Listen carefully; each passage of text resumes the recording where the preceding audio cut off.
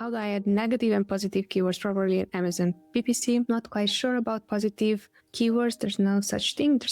There are negative keywords. By positive keywords, what I assume you're talking about is search terms that previously converted well on Amazon, and you found them in your search term reports and you're thinking of adding them within new or current campaigns. Let me know if that is not the case. The way you could add negatives, you can add negative on a campaign level or ad group level. It's your choice. Usually we have one campaign, one ad group, and then within that ad group we have keywords. For us, it's more effective if we're going to do everything on an ad group level, adding negatives to ad groups. If for you it's easier to add it on a campaign level, if you have multiple ad groups, do it that way. For us internally, it's making more sense to do it, to add negatives on an ad group level, because that's the system that we have right now in place. So it's nothing wrong about doing it one way or another. Your question about positive keywords, here I am rephrasing it to search terms. The way you would add that, normally what we are seeing, we don't like to add these within the same campaign that they are already running in,